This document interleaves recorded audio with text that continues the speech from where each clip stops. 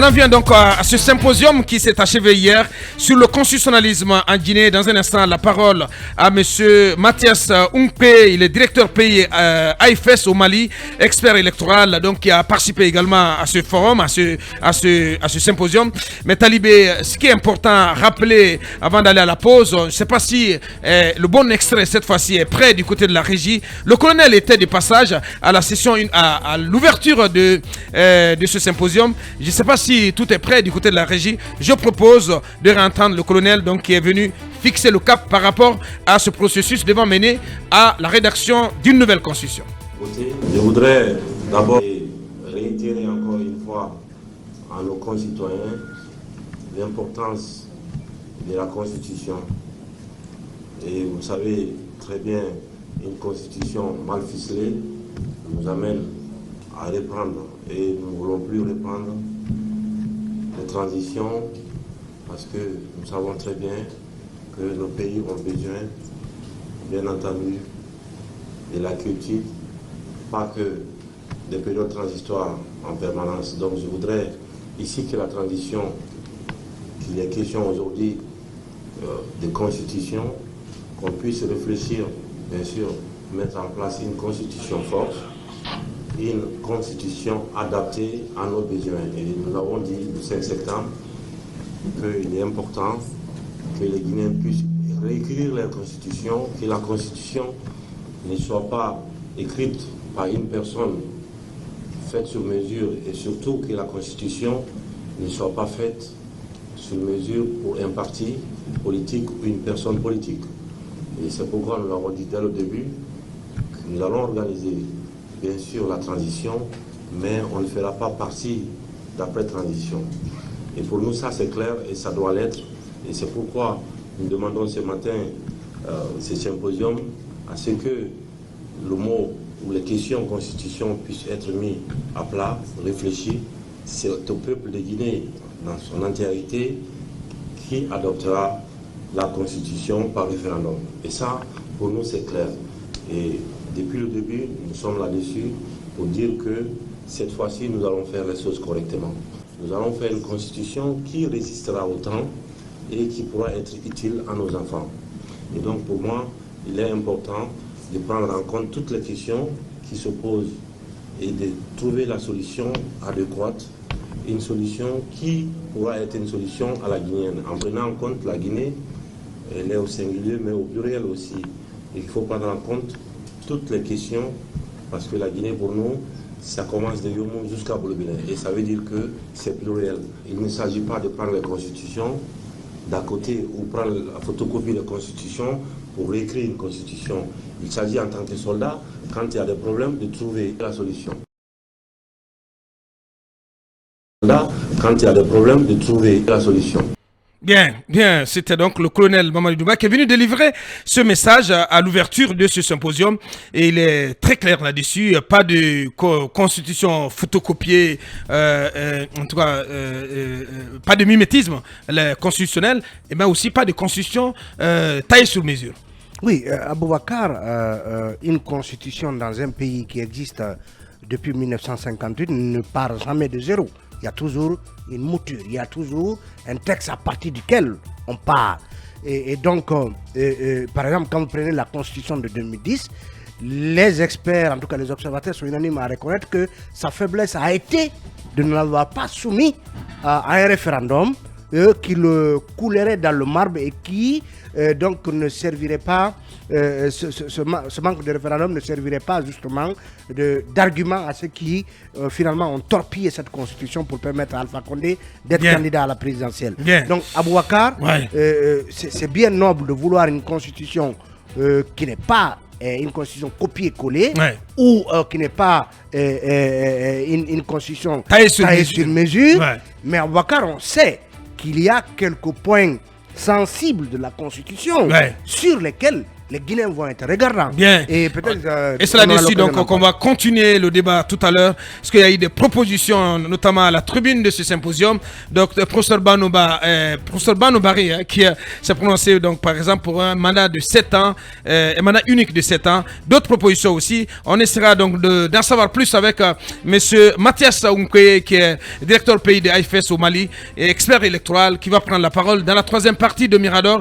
Et tout ceci avant de recevoir sur ce plateau notre invité précis du jour, M. Alpha Boubacar Ba. Lui, il est directeur général adjoint de l'ANRU, Agence nationale de rénovation urbaine.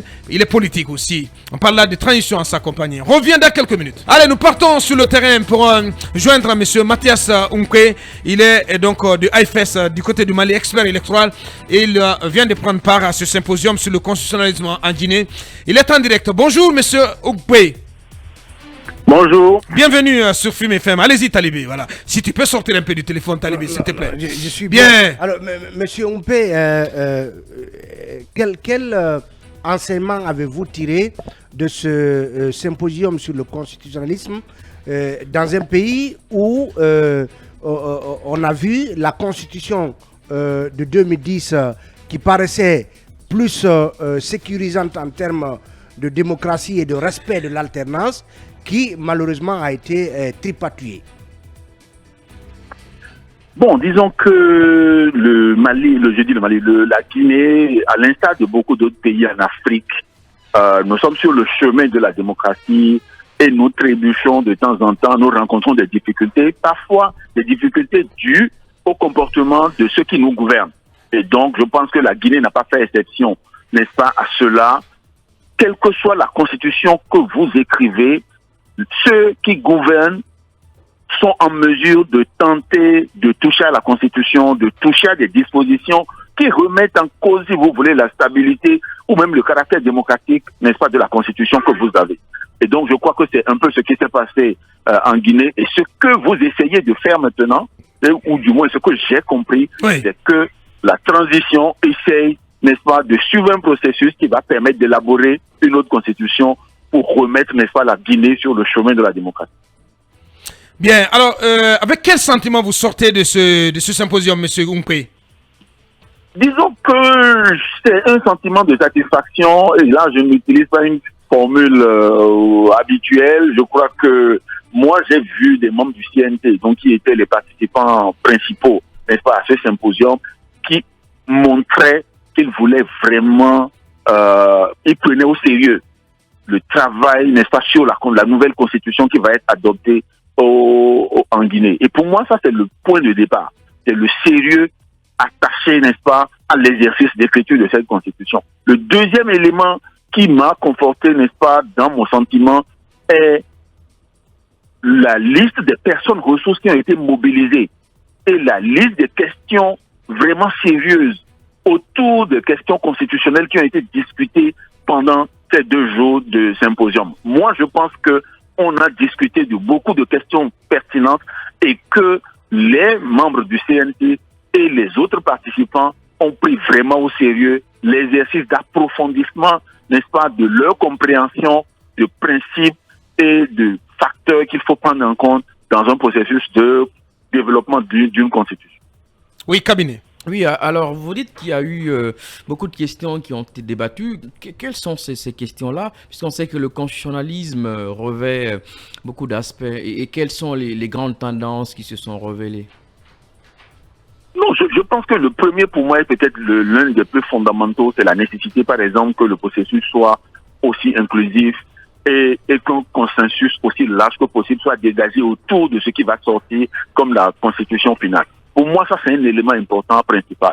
Le deuxième élément, on a discuté, n'est-ce pas, si vous voulez, des aspects clés qui sont généralement abordés dans les constitutions à travers le monde. C'est, par exemple, la question de séparation des pouvoirs, quelle forme de séparation il faut choisir pour garantir l'équilibre et le contrôle nécessaire pour l'état de droit au Mali. La question, par exemple, du système partisan, comment est-ce qu'il faut structurer le système partisan pour que ça contribue au bon fonctionnement de la démocratie. La question, par exemple, des autorités administratives indépendantes, à commencer par les commissions électorales, puisqu'on sait très bien le rôle central que jouent, n'est-ce pas, les élections dans la stabilité de notre démocratie. Vous avez la question de l'inclusion, par exemple, comment est-ce qu'on fait pour que le fonctionnement de la démocratie en Guinée soit aussi inclusif que possible, inclure les jeunes, les femmes, les personnes vivant avec handicap, etc. Bien, Mamadou Yaya. Alors, Monsieur Mathias, en tant qu'expert électoral, nous qui connaissons un peu l'histoire, la sociologie électorale de la Guinée, celle-ci est marquée par la violence, la fraude, mais aussi la contestation. Est-ce que dans le débat qui a eu lieu hier, il y a des éléments de réponse qui ont été apportés pour tourner définitivement une telle page? Absolument. Bon, disons que les discussions ont permis de partager, n'est-ce pas, avec les participants guinéens des expériences de démocratie de la sous-région et d'ailleurs. L'idée étant que les Guinéens seuls décident du modèle qu'ils veulent choisir.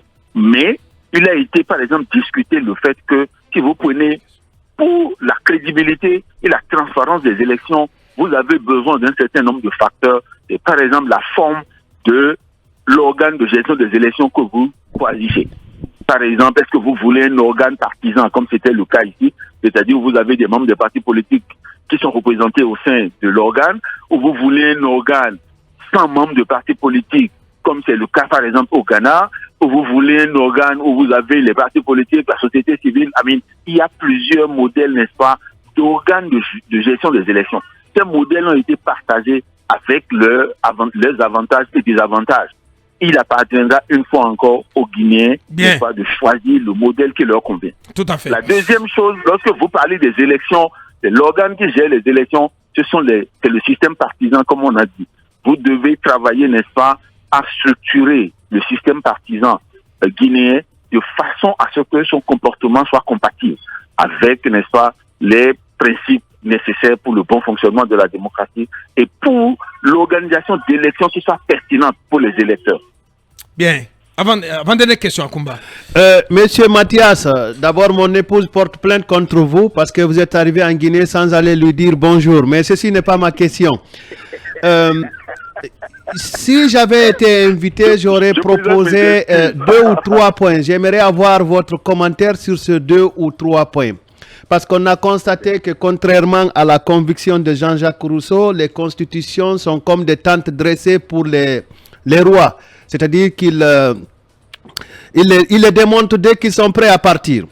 Alors, la première des propositions, j'aurais suggéré que la Guinée ait une constitution dans laquelle aucun candidat à la présidence n'aurait été déclaré élu s'il n'avait pas 25% au moins dans chaque région naturelle.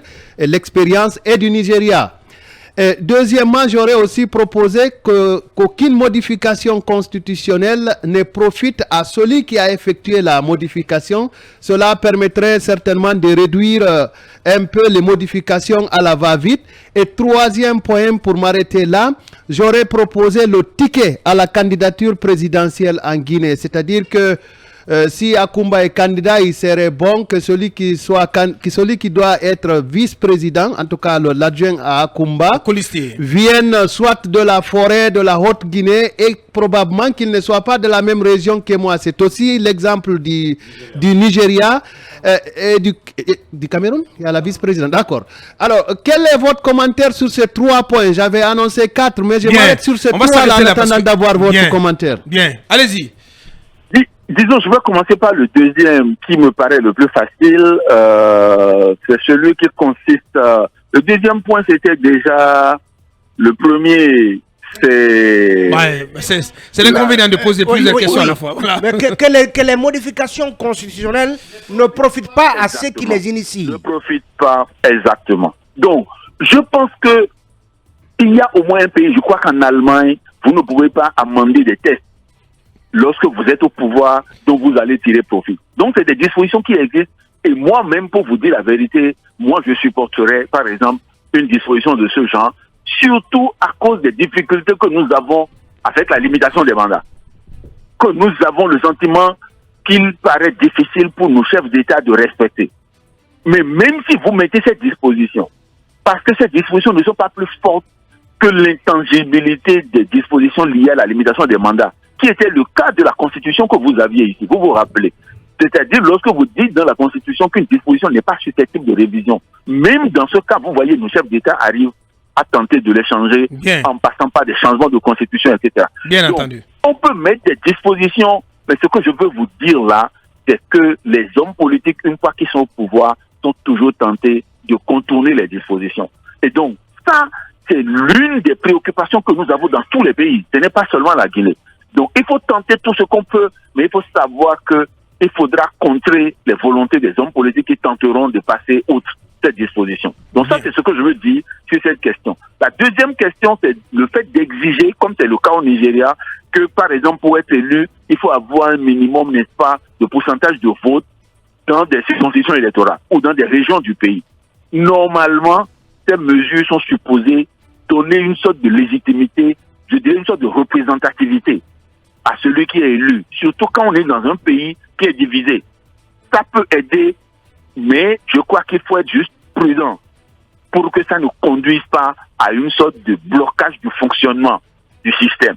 Mais je crois que je suis d'accord avec vous que c'est des mesures qui aident à augmenter ou à inciter les acteurs politiques à tenter d'atteindre d'autres électeurs que de se limiter à des groupes qui sont considérés comme leurs groupes fidèles. Et donc je pense que ça peut réunir. Et je le mets ensemble avec l'idée du ticket. Lorsque vous parlez du ticket, en réalité, vous obligez les candidats à aller rechercher des électeurs au-delà de leur électorat naturel. Et quand vous êtes dans des pays comme les nôtres, qui sont des pays qui sont, je dirais, composés, qui ont plusieurs composantes démographiques, il vaut mieux mettre des instruments qui poussent les acteurs politiques à rechercher leur clientèle au-delà de leur fief naturel. Ouais. Et ça, pour moi, ça fait partie d'une série de mesures qu'on peut prendre et qui visent pour objectif de réduire les clivages entre les groupes démographiques qui composent nos populations. Bien. Moi, je suis pour qu'on réfléchisse à ces questions-là, oui. Très bien. Allez, il ne nous reste plus qu'à vous dire merci, M. Mathias Oumke, le représentant pays de AFS du côté du Mali, expert électoral, qui vient de prendre part donc à ce symposium organisé par le CNT sur la Constitution. Merci d'avoir pris la parole chez nous ce matin, M. Oumke.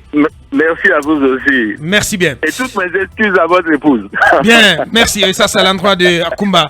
Voilà, Mamadou Ouri, très très rapidement, en une minute. Alors, très rapidement, puisqu'on parle de constitution, de constitutionnalisme à Boubacar, j'ai essayé de questionner l'histoire en termes de tableau comparatif entre la Guinée et d'autres pays. Par exemple, en 33 ans, je note que la Guinée sera à 5 constitutions, là où d'autres sont pratiquement à 2 ou 3. Ouais. Si vous voulez, je peux citer très rapidement. Au Burkina, par exemple, depuis 33 ans, elle est à la rédaction de sa deuxième constitution seulement cette année, alors que la première elle date de 91. En Côte d'Ivoire, en 33 ans, elle est à sa troisième constitution. La première en 1960, la deuxième en 2000, en l'an 2000 et la troisième en 2016. Le Ghana, elle a une seule constitution depuis 92. Bien. La Gambie depuis 97 une seule. La Guinée-Bissau, elle est une seule. Elle est donc seule depuis son indépendance. Elle a une seule donc constitution.